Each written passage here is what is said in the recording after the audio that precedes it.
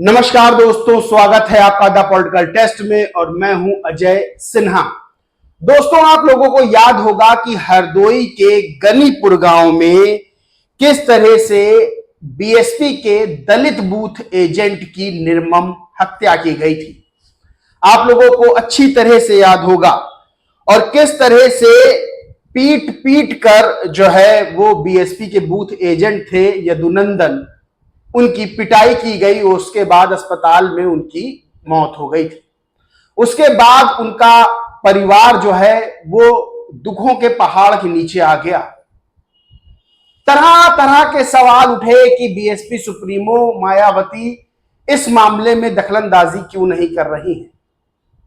BSP supremo Mayawati ने इस मामले में एक्शन क्यों नहीं लिया जब बीएसपी के बूथ एजेंट की इस तरह से हत्या कर दी जाती है। लेकिन दोस्तों, दूसरा पहलू जो था वो शायद लोगों को दिखाई नहीं दिया, क्योंकि लोग सोशल मीडिया पर हर चीज देखना चाहते हैं। लेकिन सच क्या था वो पहले भी वीडियो में मैंने आपको बताया था जब ये मामला हुआ था कि किस तरह से जो बीएसपी के बड़े बड़े नेता थे उनको बीएसपी सुप्रीमो मायावती ने खुद भेजा था।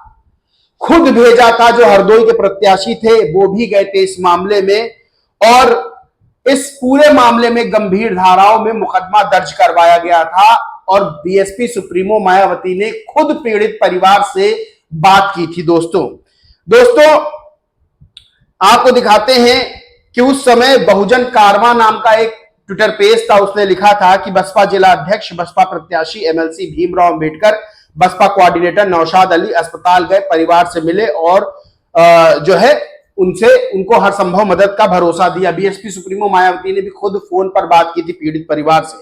और ये फोटोज हैं दोस्तों, मैं आपको दिखाना चाहूंगा क्योंकि बहुत से लोगों ने इस बात के सबूत मांगे थे कि आखिर हुआ क्या। दोस्तों, ये बीएसपी के नेता खड़े हुए हैं, बड़े नेता हैं और ये सब खड़े हुए हैं। और दोस्तों, इसमें तो आप पहचान ही रहे होंगे इनको। ये हरदोई के प्रत्याशी भी हैं बीएसपी के, भीमराव अंबेडकर जी। सारे नेता गए, सबने मुलाकात की और फिर किसी भी तरह की हीला हवाली ना हो, पुलिस से मुलाकात की और मामला दर्ज किया गया था उस समय।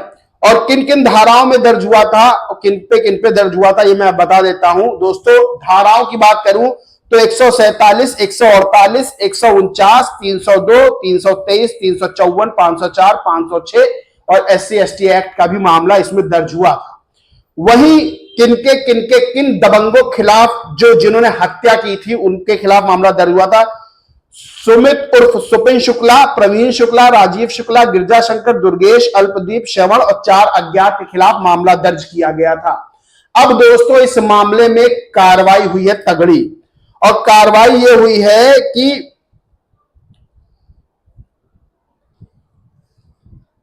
जो यदुनंदन का हत्यारा था जिसके ऊपर आरोप है सुपिन शुक्ला, उसको और उसके 3 साथियों को पुलिस ने गिरफ्तार कर लिया है दोस्तों। और टाइम्स ऑफ बीएसपी नाम के पेज ने लिखा है कि यह केस बहन जी और पार्टी पदाधिकारियों की निगरानी में था। अब बस इन आरोपियों को कड़ी से कड़ी सजा मिले, इसके लिए पार्टी को और मजबूती से लगे रहना चाहिए। ये आप देख सकते हैं ट्वीट।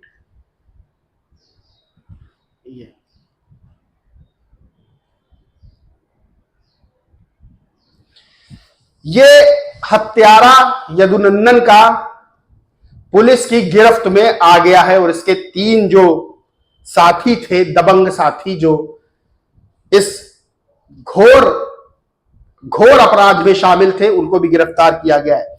दोस्तों, उस समय इंजीनियर रामजी गौतम हैं, member of parliament Rajya Sabha BSP के। उन्होंने लिखा था कि यदुनंदन की शहादत जाया नहीं जाएगी। जिन गुंडों ने तुम्हारी जान ली है उनको उनकी सही जगह यानी जेल की सलाखों के पीछे आज नहीं तो कल पहुंचाया जाएगा।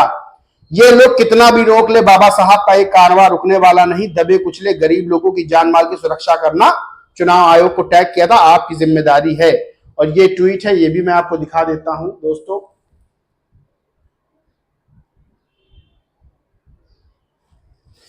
तो दोस्तों, अब इस मामले में कार्रवाई हुई है यदुनंदन के परिवार को इंसाफ मिलने की जो सीढ़ियां हैं वो धीरे धीरे चढ़ी जा रही हैं और इस मामले में कार्रवाई हुई है और बीएसपी सुप्रीमो मायावती खुद इस मामले का संज्ञान ले रही हैं, खुद इस मामले को देख रही। उन्होंने बड़े बड़े अपने पदाधिकारियों को भेजा और हर संभव मदद का भरोसा दिलाया था। दोस्तों सबसे बड़ा सवाल खड़ा होता है कि लोग जिस तरह से तुरंत सवाल खड़े करने लगते हैं, तुरंत आरोप लगाने लगते हैं कि बीएसपी सुप्रीमो मायावती ने इस मामले में क्या किया, उन्होंने क्या किया, उन्होंने पीड़ित परिवार से बात क्यों नहीं की। दोस्तों वो सिर्फ एक पहलू देखते हैं, लेकिन दूसरा पहलू क्या होता है शायद वो देख नहीं पाते हैं या वो देखना नहीं चाहते हैं।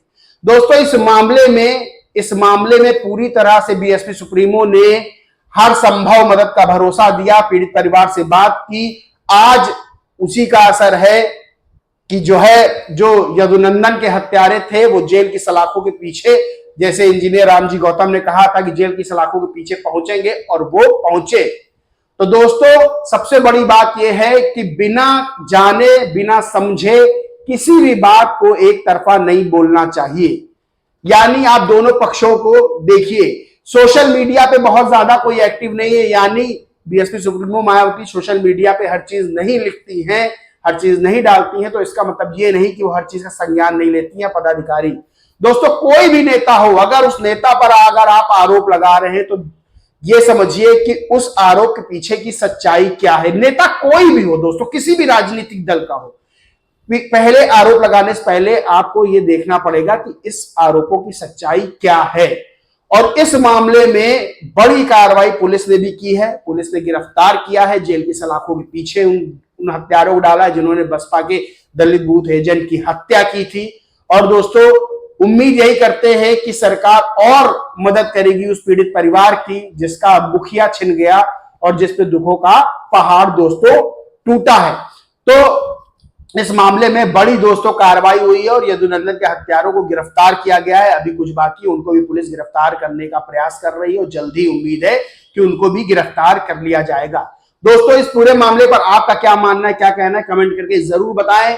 वीडियो अच्छा लगा हो तो लाइक करें, खूब शेयर करें और चैनल को सब्सक्राइब नहीं किया तो सब्सक्राइब करके बेल आइकन जरूर दबा लें।